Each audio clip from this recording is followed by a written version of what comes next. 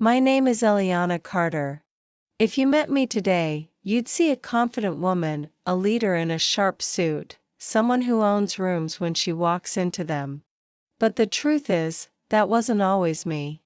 My story began in a house where I wasn't treated like a daughter, but like a servant. Growing up, my parents never saw me as someone worth love or care.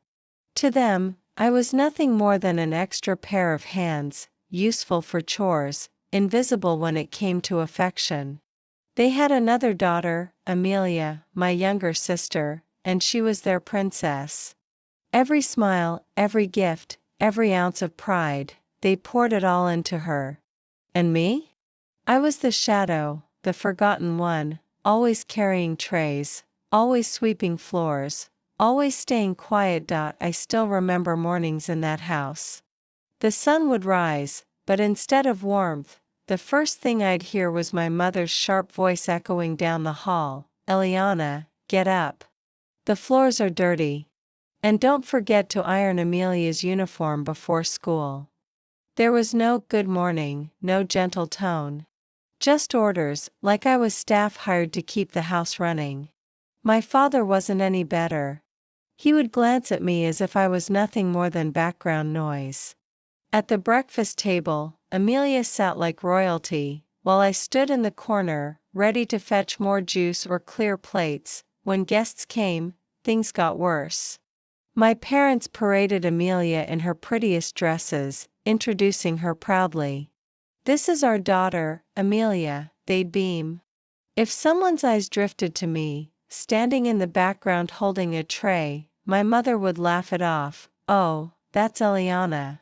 She just helps out around the house." Those words stung more than any slap. She just helps out. I was their child, yet they reduced me to a helper. But I didn't cry in front of them. No, I saved my tears for the nights, when I was alone in my small, plain room. That's when I let the pain flood out. Yet even in those moments, a voice inside me whispered, "Don't let this break you. Don't let them win." It was in those silent nights that I began to build my secret world. One evening, while cleaning the attic, I stumbled across an old, dusty laptop. It was outdated, half broken, but it powered on. To anyone else, it was junk. To me, it was a lifeline. That laptop became my window into a universe my parents could never control. While they slept, I stayed awake, teaching myself skills. Business, finance, marketing, design, coding, I devoured it all. I read about entrepreneurs who built empires from nothing, who turned pain into power. I imagined myself doing the same. At first, it was small things. Freelance jobs online, designing logos, writing ads, managing small business accounts. The pay was little, but it gave me freedom. Every dollar I earned was proof that I could exist beyond their control. Every project built my confidence. During the day, nothing changed. I still polished Amelia's shoes, still scrubbed the kitchen tiles. But inside, I was changing.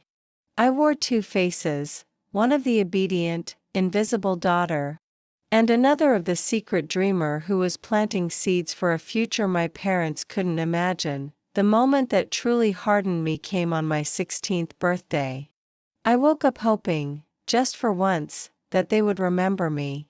Maybe a cake, a small gift, or even just a "happy birthday." Instead, my mother's voice snapped through the door, "Eliana, stop sleeping. Amelia's friends are coming for a party. Clean the living room, and make sure the decorations are ready." That was it. No birthday. No recognition that I even existed. The entire day was about Amelia and her celebration. I served food at her party, watched her laugh with her friends, and not a single soul realized it was my birthday too. That night, I sat on my bed, fists clenched, eyes burning. And I swore to myself, they will never break me again. They will never use me again. One day, they will regret every single moment they made me feel invisible. From that day, I wasn't just working for survival. I was working for revenge. The years that followed were a blur of secret effort. By 19, I wasn't just freelancing, I had built a small online company. It started with helping small shops market themselves, then expanded into consulting, branding, and eventually tech solutions. I reinvested every penny I earned, growing slowly but steadily. I registered a company under my name, hidden from my parents. To them, I was still the household maid. To the world outside, I was a rising entrepreneur. I'll never forget one moment that made me realize just how far I'd come. I signed a contract with a mid-sized company overseas. The deal was worth more than what my parents earned in an entire year. As I held the signed papers in my hand, I wanted to scream, to laugh in their faces, to shout, "Look at me now." But I didn't. Not yet. Revenge is best served slowly, silently, until it strikes like lightning, and fate gave me the perfect stage point. One evening, my parents announced they were hosting an important dinner. "Eliana, don't mess this up," my father warned. "The CEO of Harper Industries is coming. If Amelia impresses him, she might land a big opportunity in his company. All you need to do is serve the food and stay out of sight." Serve the food. Stay out of sight. That was always my place in their eyes. I nodded obediently, but inside, I smiled. Because I knew something they didn't. Harper Industries wasn't just any company. My own business had been collaborating with them on a project. Their CEO, Richard Harper, already knew me. Not as a servant. Not as just Eliana. He knew me as a powerful partner. The night of the dinner arrived. The house was decorated like a palace. Amelia looked radiant in her designer dress. My parents buzzed with excitement, rehearsing their fake smiles. And me? I wore a simple apron, carrying trays of wine, the perfect picture of a servant daughter. The doorbell rang. Richard Harper entered, a tall, commanding man, with the kind of presence that filled the room. My parents rushed forward, all flattery and bows. "Mr. Harper, welcome. Please, meet our precious daughter, Amelia." They practically pushed Amelia toward him, glowing with pride, but Richard Harper's eyes didn't linger on her. Instead, they drifted past her, scanning the room, until they landed on me. I froze, the tray in my hands trembling slightly. For a second, the whole world went silent. And then, he smiled. Without a word, he walked right past my parents, past Amelia, and stopped directly in front of me. Extending his hand, he said loudly enough for everyone to hear, "It's an honor to finally meet you in person, boss." The tray nearly slipped from my hands. My parents' smiles faltered. Amelia's eyes widened in disbelief. "Be boss?" My father stammered. Richard chuckled, glancing at them. "Yes. Eliana Carter. The woman who runs Carter Enterprises. One of the fastest growing companies I've partnered with. Everyone's been talking about her." The silence that followed was deafening. My parents looked as if the ground had disappeared beneath their feet. Their maid, their invisible daughter, the one they never acknowledged, was the one this powerful CEO respected as an equal, and in that moment, I knew, my revenge had only just begun. The air in that room turned heavy after Richard Harper's words. My parents stood frozen, their smiles cracked like broken masks. Amelia's hand, which had been gracefully holding a glass of champagne, trembled until the liquid spilled onto her dress. For once, I didn't feel invisible. Every pair of eyes, neighbors, relatives, even strangers, was on me. The maid they had dismissed, the servant they had belittled, was suddenly at the center of power. I forced myself to stay calm, to keep my voice steady as I placed the tray on a table and extended my hand to Richard. "Mr. Harper," I said smoothly, "the honor is mine." His handshake was firm, confident, the kind that showed respect, not just business courtesy, but genuine acknowledgement. He smiled again, but this time there was something more in his gaze, pride, as though he had been waiting for this moment to reveal my truth. "You've done remarkable work," he continued, looking deliberately at my parents. "When Carter Enterprises signed that international deal, I knew I was dealing with a visionary. I never imagined that visionary would also be here, in this very home." My parents shifted uncomfortably, their faces pale. My mother tried to laugh, though it came out strained. "Oh, yes, Eliana is? She sometimes dabbles in things." Richard cut her off politely but firmly. "Not dabble. Lead. She doesn't play at business, she builds it. She's one of the sharpest young entrepreneurs I've ever seen." The room murmured with whispers. Relatives who had always ignored me were now exchanging astonished glances. Amelia's lips parted, but no words came out. She wasn't used to being overshadowed. She wasn't used to me being more than the invisible sister. For years, I had dreamed of this exact moment, the curtain tearing down, the truth exploding in their faces. And yet, standing there, I realized the sweetest part wasn't the public humiliation, it was watching their pride collapse from within. Dinner began. And though my parents tried to keep the attention on Amelia, it was impossible.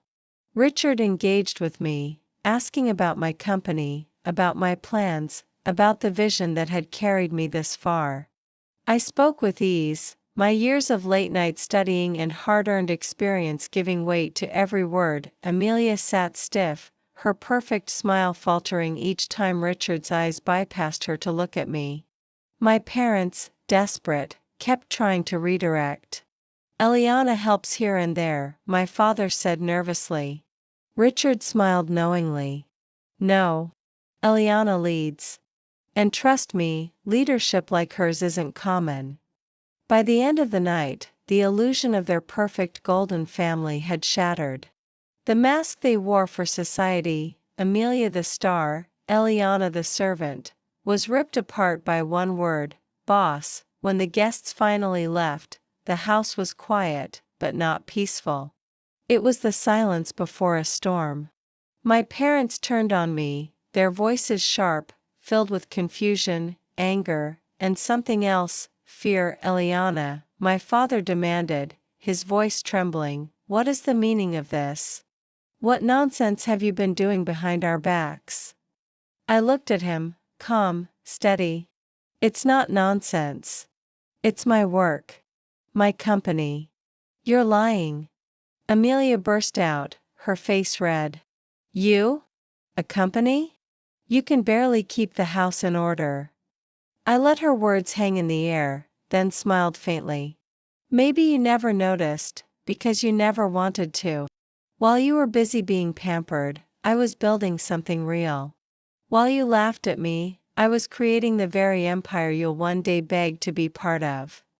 My mother's lips pressed into a thin line. For once, she had no quick insult, no dismissive laugh. My father sank into a chair, rubbing his temples as though the truth was too heavy to bear. That night, I didn't argue further. I didn't need to. The seed of realization had been planted. And I knew it would grow into regret that would eat them alive. The following weeks were a storm inside the Carter household. My parents no longer barked orders at me with the same confidence. Each time they looked at me, there was hesitation, as though they weren't sure how to treat me anymore. But Amelia? She couldn't hide her bitterness. She had always been the shining star, the daughter destined for greatness. Now, her light was dim compared to mine, and she hated it. One evening, she confronted me in the hallway. "You think you're better than me now?" She spat, her eyes blazing. "Just because you fooled some people with your little projects?"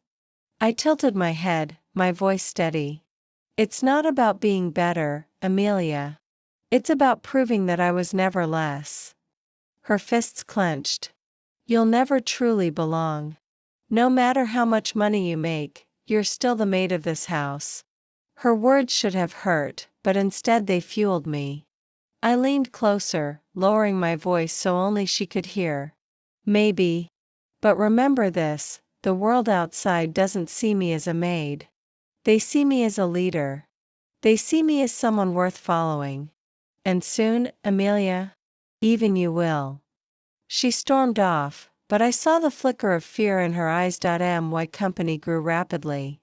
Deals, partnerships, recognition, it all came, and I embraced it fully. Each success was another brick in the fortress of revenge I was building. I didn't flaunt it at home, though. No. I let them stew in silence, unsure how to treat me, unsure how much I had achieved. That uncertainty was more powerful than open bragging, but fate wasn't done with me yet. Another chance for revenge was approaching, and this one would strike deeper. A few months later, Richard Harper invited me to a grand gala, a gathering of industry leaders, investors, and politicians. He wanted me on stage, to share my journey as a young entrepreneur. When I arrived, dressed in a sleek black gown, the room fell into whispers. Eliana Carter, the name that once meant nothing in my family, was now being spoken with respect in the highest circles. I stood on that stage, lights shining on me, and told my story. Not the sugar-coated version, but the raw truth.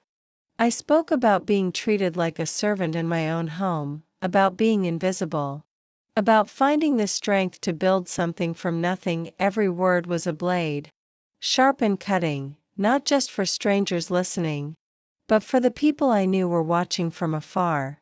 Because yes, my parents had come to the gala, dragging Amelia with them. They had hoped to rub shoulders with power, to shine through Amelia once more.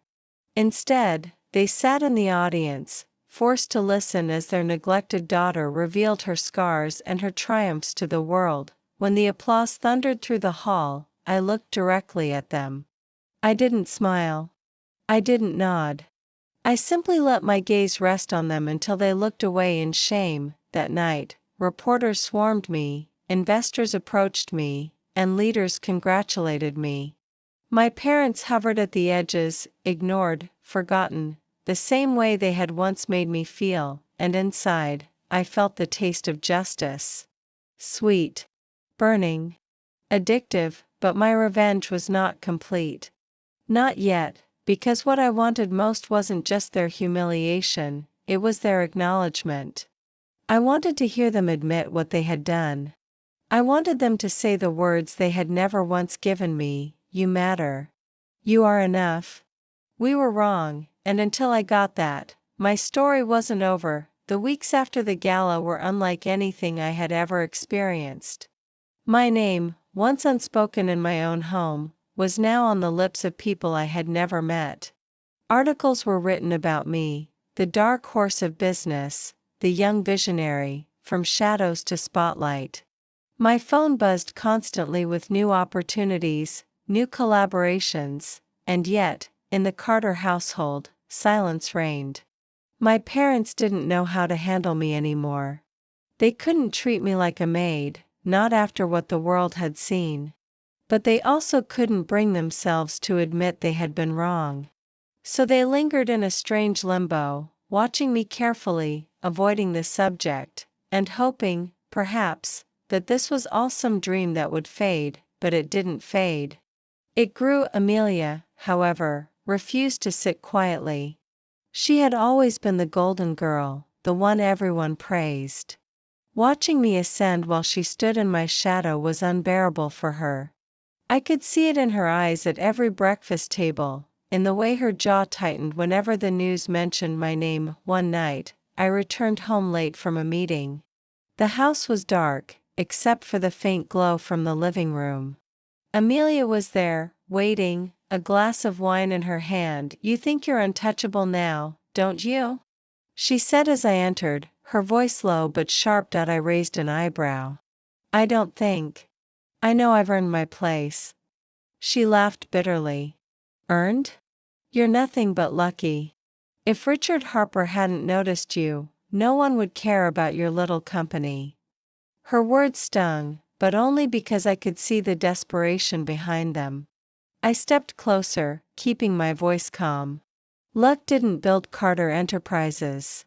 Sleepless nights did. Hard work did.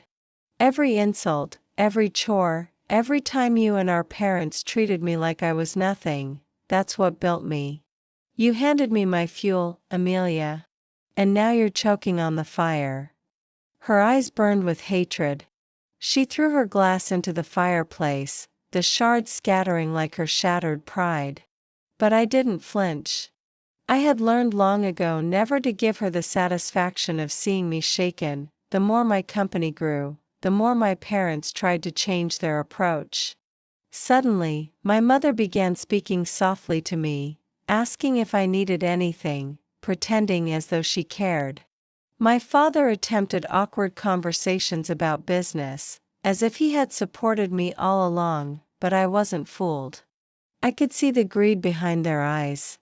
They didn't care about me, they cared about what I had become. They wanted access to my world, to the wealth and influence I now held. One afternoon, my mother cornered me in the kitchen. "Eliana," she began sweetly, too sweetly. "Your father and I are so proud of you. Truly. We knew you had potential. Of course, but you've exceeded even our expectations." I turned, meeting her gaze with cold eyes. "Proud?" I repeated slowly. "Tell me, Mother, were you proud when you made me scrub Amelia's shoes every morning? Were you proud when you told people I was just help in this house? Or are you only proud now because the world is watching?" Her smile faltered. "You must understand. We only wanted what was best for the family." I leaned closer, my voice dropping to a whisper. "No. You wanted what was best for Amelia. You never saw me as part of this family. And now? Now you'll have to watch as the daughter you dismissed becomes the only one who matters." She had no response. She simply turned away, her mask cracking for the first time. The turning point came when an international investor, an elite circle known as the Vanguard, approached me with an offer. They wanted Carter Enterprises to lead a massive expansion project. It wasn't just business.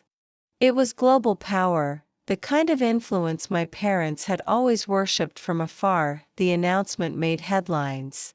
And within days, my father came to me, his pride swallowed, his voice trembling with forced humility. "Eliana," he said one evening, we've been unfair to you. Your mother and we didn't realize how talented you were. But now we see it. You've made us proud."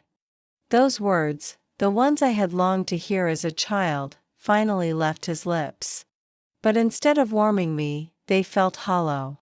Because I knew he didn't mean them out of love. He meant them out of desperation. I stared at him for a long moment before answering. "Proud?" I said softly. "You don't get to use that word. Not after years of silence. Not after years of treating me like dirt. Pride is earned, Father. And you didn't earn the right to be proud of me." His face crumpled, but I didn't look away. I wanted him to feel every ounce of the pain he had once made me swallow. Meanwhile, Amelia grew more reckless. She tried to sabotage me, spreading rumors, attempting to steal contacts, even staging an embarrassing scene at a business dinner. But each attempt only made her look smaller, more desperate. The final straw came when she barged into my office one afternoon, her voice breaking with rage. "You've stolen everything from me. The attention, the respect, the future that should have been mine." I stood from my desk, towering over her. "No, Amelia. I didn't steal anything. You were handed everything on a silver platter, and you wasted it. I was given nothing, and I built an empire out of it. The only thief here is you. You stole my childhood, my dignity, my worth. And now you're angry because I took it back." Her eyes filled with tears, but they weren't tears of sadness, they were tears of fury, of loss. She stormed out, slamming the door so hard the walls shook. It was around this time that Richard Harper invited me again, this time, not just as a guest, but as a partner to co-host a high-profile summit. Leaders from across industries would be there. And once again, my parents saw an opportunity to bask in reflected glory. Perhaps we should attend, my mother suggested one evening, her tone falsely casual. It would look good for the family.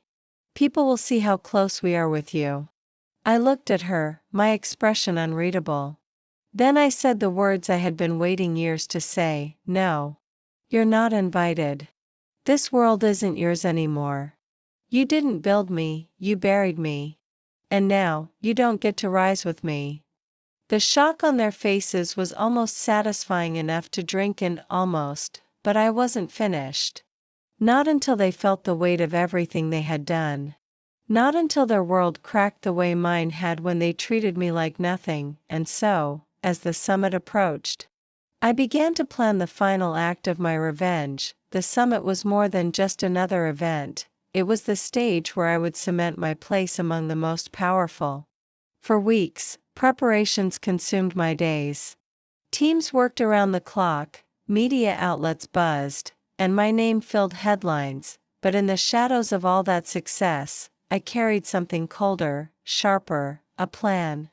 A plan that would ensure my parents and Amelia finally felt the sting of every wound they had carved into me. On the night of the summit, the venue glittered with elegance. Crystal chandeliers lit the hall, a sea of black suits and shimmering gowns filled the space. Reporters swarmed outside, cameras flashing as the elite arrived. Inside, the air was thick with ambition and power. I walked in wearing a gown of deep emerald, my hair swept back, diamonds glittering at my ears. Every step echoed confidence. Eyes turned, whispers followed, but I kept my gaze forward. I wasn't here for their admiration, I was here to deliver justice. Richard Harper greeted me warmly at the entrance, his presence grounding me. Tonight is your night, Eliana, he said with a proud smile. Are you ready? I returned the smile, though mine held an edge. More than ready. What my parents didn't know was that I had invited them, not as honored guests, but as witnesses. They arrived late, Amelia clinging to them, dressed in a gown too bright, too desperate. They thought they were stepping into glory. In truth, they were walking into their undoing. As the night unfolded, leaders spoke, ideas were shared, and deals were struck. Then came my turn to take the stage. Applause followed me as I stepped into the spotlight, but I didn't hear it. My heartbeat drowned it out, steady and strong. I began with my story. Not the polished version, not the gentle tale. The raw one. I told the crowd about a girl raised as a servant in her own home, ignored, belittled, dismissed. I told them about the pain of being unseen, of being reduced to nothing. And then I told them how that pain became fuel, how that invisible girl built an empire in silence. The hall was so quiet you could hear a pin drop. Every word cut deeper, not just into the audience, but into the three faces I could see from the stage, my parents and Amelia. My mother's smile had vanished, my father's eyes burned with shame, and Amelia's face was pale with fury, and then, for the first time, I spoke their names. My parents, I said, my voice sharp, believed my worth was measured by how well I served others. They believed Amelia was the jewel, and I was the dust beneath her shoes. They were wrong. And tonight, the world knows it. Gasps rippled through the audience. Cameras flashed. Reporters scribbled notes furiously. My parents shrank into their seats, trapped in the cage of their own reputation. I ended my speech not with anger, but with steel. To every child who has been silenced, ignored, or dismissed, know this. You are not invisible. You are not worthless. You are more powerful than they will ever admit. And one day, you will rise. The applause that followed shook the hall. It wasn't polite, it was thunderous, raw, unrelenting. I stood tall, letting it wash over me. But my eyes stayed fixed on my parents. This was my revenge. Not just the success, not just the recognition, but the mirror I had forced them to face, the mirror that showed them the truth of what they had done. After the summit, the world couldn't stop talking about me. Interviews, magazine covers, invitations from global leaders. I was no longer just a rising entrepreneur. I was a symbol, and my parents? They couldn't hide anymore. Their neighbors whispered, their friends avoided them, their carefully crafted image crumbled. Everyone knew the truth now. They weren't proud parents of a successful daughter. They were the ones who had tried to break her and failed. At home, the tension was unbearable. Amelia's bitterness festered like poison. One night, she burst into my room, her voice shaking with rage. "You humiliated us. You've ruined our family's name." I didn't look up from my desk. "No, Amelia. You ruined it when you let them treat me like dirt. I just told the truth." She slammed her fist against the doorframe. "You think this is over? It's not. I'll find a way to take you down." Finally, I turned, my eyes locking with hers. "Then you'd better come prepared. Because the difference between us, Amelia, is that I fight with scars you'll never understand. And that makes me unstoppable." Her glare faltered, but she didn't reply. She stormed out, leaving the door trembling in her wake. Despite the chaos at home, I didn't slow down. Carter Enterprises expanded into new territories, hiring teams, launching innovations, becoming a name people associated with resilience and brilliance. Every headline was another knife twisting into the guilt my parents carried, but still, a part of me wasn't satisfied. They had been shamed, yes. They had been exposed. But they hadn't admitted it, not to me. Not out loud, and I wanted that. The opportunity came sooner than I expected. One morning, my father knocked on my office door, a thing he had never done before. He looked older, smaller, his once commanding presence reduced to something fragile. "Eliana," he began, his voice hesitant, We've been talking. Your mother and I. We owe you an apology." The words hung in the air. I stared at him, searching his face. Was it real, or just another attempt to crawl into my world of success? "You treated me like a maid," I said coldly. "You made me invisible. You fed every ounce of my pain. And now, you think an apology will erase that?" His eyes glistened. "No. We know it won't. But we were wrong, Eliana. So very wrong. You didn't deserve it. And if you can ever find it in your heart, forgive us." For the first time, I saw cracks in the armor of the people who had once seemed so unshakable. My mother joined him, tears in her eyes. Amelia lingered behind them, silent, her pride too strong to bend, and in that moment, I realized something. My revenge was complete, not because they apologized, but because they finally saw me. Truly saw me. That I didn't forgive them, not then. But I didn't need to. Because I had already won, their apology lingered in the air like smoke from a dying fire. My parents, the very people who once commanded me like a servant, now stood small and trembling in front of me. For a moment, a younger version of me stirred inside, the girl who once cried herself to sleep, aching for even a shred of kindness. That girl longed to believe them, to grab onto the apology and finally feel wanted, but the woman I had become? She knew better. "You can't erase years of cruelty with a few words," I said quietly. My voice was calm, but every syllable carried the weight of all the nights I had endured in silence. "I don't need your apology. I don't need anything from you anymore."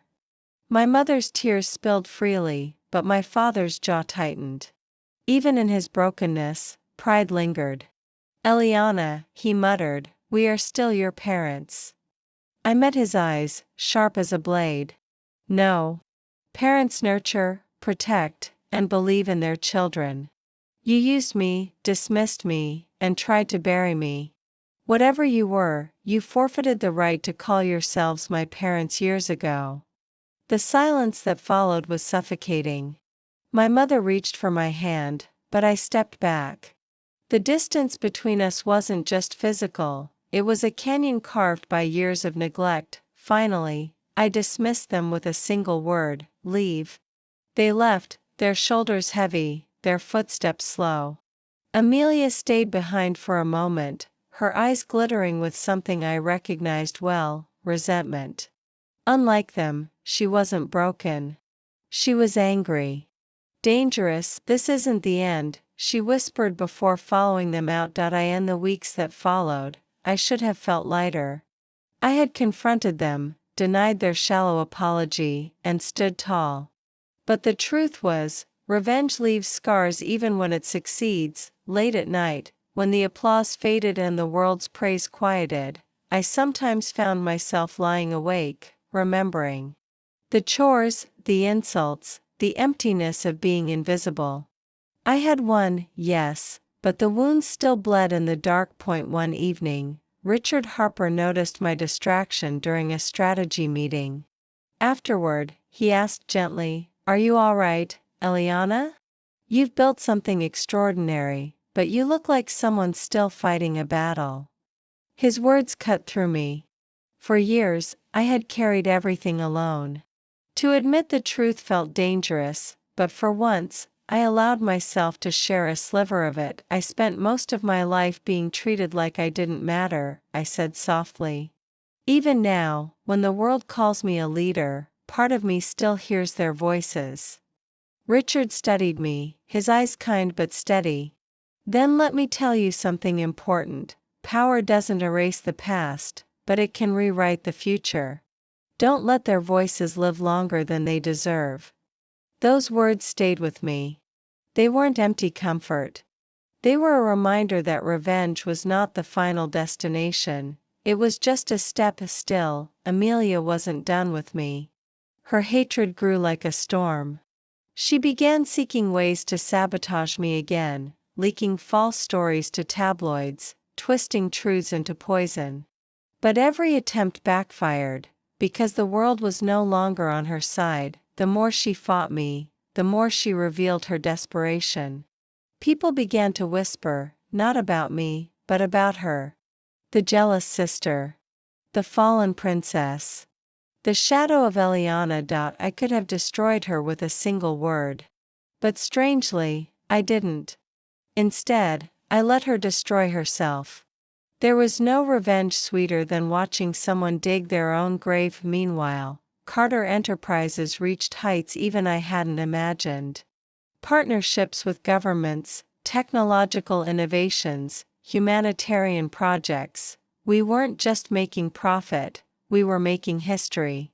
And every headline was another dagger of truth. The maid they ignored was now shaping the world, but with each triumph, I returned to the same question: what now? Revenge had fueled me, carried me through the darkest years, but now that I had achieved it, what would carry me forward? One night, staring at the skyline from my penthouse window, I realized the answer. I hadn't built this empire just for me. I had built it for every child who had ever been silenced, for every daughter told she was less, for every invisible soul crushed under someone else's pride. That was my true purpose. My legacy would not just be revenge, it would be empowerment. When I announced a new foundation to support young entrepreneurs from broken homes, the world celebrated. But more importantly, I saw the faces of girls and boys who looked at me with hope instead of despair. They didn't see a victim. They saw proof that they could rise, and in their eyes, I found the peace I had been searching for. As for my parents, they faded into the background. They still lived in their house of whispers, avoided by the community that once admired them. Sometimes, I heard they tried to speak of me with pride, pretending they had supported me all along. But the world knew the truth now. And so did I. Amelia disappeared into obscurity, her bitterness eating her alive. Perhaps one day she would find her own path, but I no longer cared. Her war was with herself, not with me. Standing on the balcony of my office one evening, watching the city lights flicker below, I finally understood the full circle of my journey. I had been their maid, their shadow, their invisible child. But now, I was more than even a boss. I was a survivor, a creator, a storm that no one could silence, and though the scars would always remain, they were no longer chains. They were proof. Proof that I had risen, not in spite of the darkness, but because of it, and in that truth, I finally found freedom. Time has a way of revealing truths that no speech, no action, no revenge can fully expose.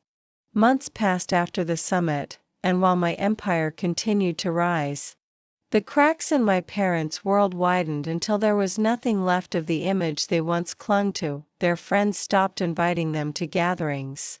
Neighbors whispered when they walked by. The very society they had tried to impress now turned cold shoulders. And all because of the daughter they had once treated like a maid. It was ironic, really. They had built their lives on appearances, on shining Amelia like a jewel while burying me in the shadows. And now, it was my light that revealed the truth they tried so hard to hide. One day, an invitation arrived at my office. It was from my parents. A handwritten letter, shaky and desperate. Eliana, please come home. We want to speak to you. Not as the boss. Not as the world's Eliana Carter. But as our daughter. We know we cannot undo what we did, but we beg for a chance to say what we never said. I held the letter for a long time, torn between two voices. One whispered, "They don't deserve you. Leave them in the ruins they built." The other whispered, "This is the closure you've craved since you were a child." In the end, I went. Not for them, but for me. The house looked smaller than I remembered. Dull, lifeless. My mother opened the door, her once perfect posture bent, her face lined with years of regret. My father sat in the living room, staring at the floor. Amelia was nowhere to be seen. "Eliana," my mother whispered, her voice breaking. "Thank you for coming." I said nothing as I stepped inside. The silence of that house felt heavier than all the years I had lived there. Finally, my father spoke, his voice hoarse. "We failed you. We destroyed the very gift we were given. We made you feel like nothing when you were everything. And now, when we look at you, we see not just our mistakes, but the strength we never deserved to witness." My mother nodded through tears. "We are sorry. We are so sorry." For years, I had dreamed of this moment. I imagined it as a victory, as a scene where they fell to their knees and begged for forgiveness. But standing there, I realized something. I didn't need their apology anymore, because I had already healed myself. "I don't forgive you," I said calmly. "But I don't hate you either. You no longer have power over me. My life is mine now. My worth is mine. And I will never again let your shadows touch me." They wept openly, but I didn't stay to comfort them. I wasn't the invisible girl anymore. I wasn't their maid. I wasn't their scapegoat. I was Eliana Carter. And I walked out of that house for the last time with my head high, leaving their broken world behind. From that day forward, I stopped chasing revenge. I didn't need it. Their downfall had already been written by their own hands. My rise was no longer about them, it was about me, about the legacy I was building. The foundation I had started flourished. I met countless young souls who reminded me of myself, unseen, unheard, but burning with potential. I gave them what I had never received: belief, opportunity, a chance. And when I watched them succeed, when I saw the fire in their eyes as they discovered their own worth, I felt something deeper than revenge. I felt peace. Years later, I stood on another stage, at another global summit, but this time I wasn't telling my story. I was introducing others, survivors, fighters, Dreamers who had turned their pain into power. As the audience applauded them, I stepped back, my heart steady. This was what I had been building toward all along. Not just proving my parents wrong. Not just revenge. But transformation, because in the end, revenge may have fueled me, but it was purpose that saved me, and so, my story comes to this. I was Eliana, the girl treated like a maid. I became Eliana, the boss the world respected. But now, I am Eliana, the voice that refuses to let another child believe they are invisible. That is my revenge. That is my power. That is my freedom, and nothing, nothing, can take that away from me.